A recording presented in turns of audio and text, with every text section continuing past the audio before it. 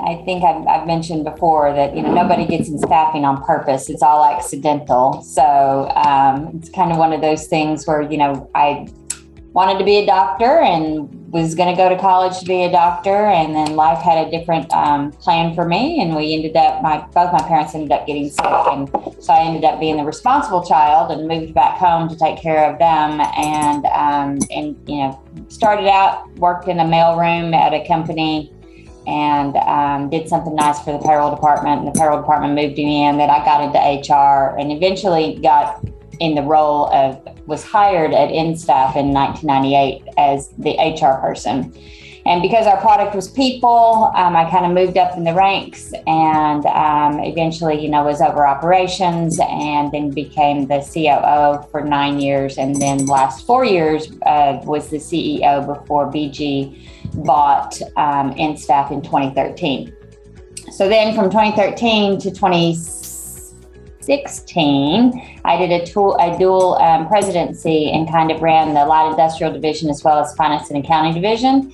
And then in 16 took over as the COO, and we had bought 9 companies at that point. And so we were trying to consolidate them together, make them run once, because they all had different policies and procedures, different commission plans, different ways of running things. And so we kind of consolidated that. And then I took over in 2018 as the CEO, and we just hit the ground running from there. So really kind of went in at that point. We didn't have a mission statement or value statement until 2018 when I took over. And so that was the first thing we did, and decided what our North Star was and what did we want to do and how did we want to pursue, what do we want to be when when people look at us. And so it really became a bigger thing of understanding the power of what we do in regards to getting people a job and the ripple effect that has in the communities in which we serve. So it took fire, and the whole entire organization really runs through our values and make sure that we understand that that it's not just a transactional business of getting a person a job, that it's much more than that, because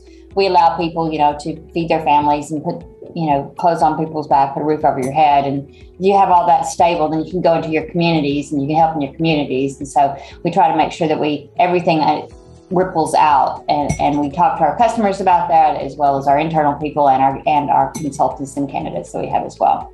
So it's kind of a fun job.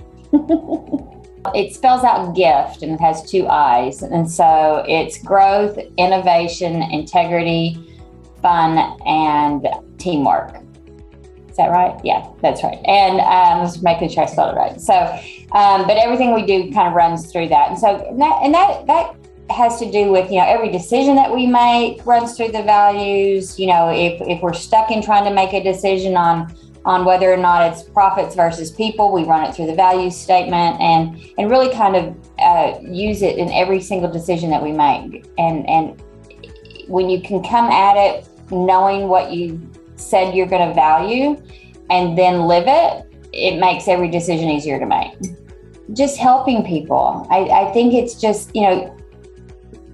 when you look at the power of being able to help people find what they're going to do in life, I think that helps. And there's so many aspects to that. There's whether or not you're transitioning into your first job and you don't exactly know what you want to do, and it's trying to help somebody, give them options, because we have several different types of work that you could do. So you can give them options and you can coach them through that outside of it. Or somebody who's, what we're seeing right now in the world is, people who need the more flexibility in their lives. And so they've worked the 9-to-5 job and they didn't have flexibility. And now they're like, I really need to do something different. So they move from that permanent status to a consulting role to where they can work, 6 months out of the year or 3 days a week or things like that. So being able to have the ability to be able to meet people where they are in life, and support them as they journey through what is good for them and their families and their communities. I think that is really rewarding for all of us to be able to say we really can provide people different options. So every day. I remember when I interviewed for the CEO job, 2 days before the interview, I called, I have like a personal board of directors, a group of people who I love to be around, and so when I'm second guessing myself, then I call these people up and I called them and I'm like, I'm not going to interview for the job. And they're like, what do you mean you're not going to interview for the job? And I'm like, there's no way I can interview this job. We're a publicly traded company. I don't know anything about being public. And they were like, so what? You know, there are a lot of people who don't know. And then when I went into the interview with our board of directors, it was pretty much the same thing. They're like, we don't need you to know that. We need you to have the strategy behind the organization, right? And that I could do, you know, but you have a tendency sometimes to think if you can't do it all or you don't know it all, that you should pass on it for whatever reason. But everybody starts learning somewhere. And so I have to remind myself a lot on that. So you look at people and they're like, they're so good at that. You know, at one point in their life, they weren't that good at it because they had to learn it. And so I have to remind myself of that a lot. My favorite phrase is step into your power. And it's as simple as it is. It's very powerful and impactful when you really start to second guess yourself, you know, to just remind yourself that you have it in you to do it. You want it, you can see it, you can taste it. You just have to step into it. And sometimes when you step into it, you know, it's taking a leap of faith, you know, but stepping into your power can move you in the direction that you want to go to. And it was a very simple phrase that was given to me once, and I latched onto it and share it often. Everybody in our organization knows that the word powerful is my favorite word. So we just kind of work with that. I would say my daughter is my biggest achievement. You know, I was a single mom for a while. We went through some very difficult times together. And I look at the woman she's become today.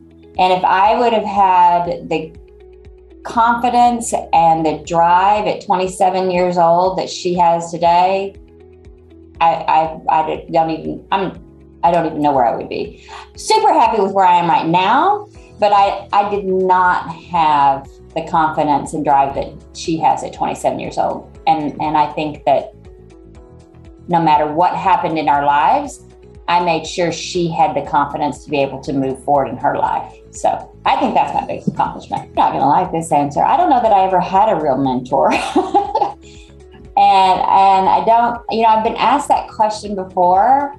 And I think most of where I came from was just out of sheer need. You know, I didn't have a choice but to drive forward. And so it was almost like I had blinders on that I was a single mom. I had to move through, and I was going to make sure that she did not have any problems in her life. No matter what happened, I was going to drive through. And I don't know that I reached out like I probably could have or should have. As I've gotten older and I've gotten a more, a larger group of peers that, you know, I can go to. I think that has helped as I've gotten older to be able to bounce ideas off of, you know, that personal board of directors that you kind of have. But as I was driving through it, I think I just had to make it. I just had to do it. You know, I love the high school up into the, you know, early 30s, you know, something like that, because it is the journey at that point. You're still trying to figure it out, and you're still trying to go through. You still have all the self-doubt that society puts into us because we're women, and you just have to go figure out how to get past that. But I think the more you can do things like what you're doing right now, you know, talk to people, understand that it, you know, even though people look like they got, you know, where they are and it was an easy path, it's not an easy path for anybody. You know, and everybody gets to where they are in a different way at a different time, but exactly when they're supposed to. And I think if you can provide people those words of wisdoms and that voice of reason and that little bit of encouragement along the way, I think you can help bring the next generations up and help them understand that, you know, y'all's generation, I can't even tell you how I love y'all's generation. I think you're powerful in your own rights and what you do in life, and I just sit back in awe at some of the amazing things at how y'all think, and it makes me feel really happy that the future of the world is going to be in y'all's hands. I think it's just amazing. I have a 27-year-old daughter, and you know, I think that schools have a tendency sometimes to really push kids to decide what they want to do when they're sophomores in high school, right? You have to decide what you're going to be. You have to decide what college you're going to be. And maybe that's not the path for everybody, right? And I think when I explained to her many, many times that if I'm in a position and I have to hire somebody that has a degree or doesn't have a degree, you know, I've got this person over here with a 4.0 degree and I've got this one over here who has nothing, right? In my line of work, you have to have the right heart to be able to do what you're supposed to do. I can teach you anything else, right? But because we are a company that deals with people, right? You got to be able to have a good heart. You got to be able to think, you know, outside the box and how you're impacting people. And the skill set doesn't come with a 4.0 grade point average. It comes with what's in you. And I think people, if they're going to step into their power and come to work for us, just be your authentic self, and that shines through. And that's more powerful than anything. I discovered International Women's Day several years back, and it was, you know, a lot of it had to do with, you know, what was going on in the world and how women were treated in other countries, and really thinking about the fact that, you know, if we have our struggles here in the United States and you look at what other women in other countries are having to go through, what do you do to shine a light that helps the world get better, right? And I think that there's so many organizations that try to, you know, to help along those lines, but it's just an education thing. And I try to stop and think and read and get educated with podcasts and different things in regards to what's happening in the world and what's happening to women in the world. And I started buying, my daughter and I, we have t-shirts, matching t-shirts every year for International Women's Day, you know, so we wear our little t-shirts. And so we did this year because I had my other t-shirt, but anyway, it's kind of one of those things where I just think the women of the world will change the world. And you just got to be able to get out of their way and give them the resources to be able to do it. Resilient.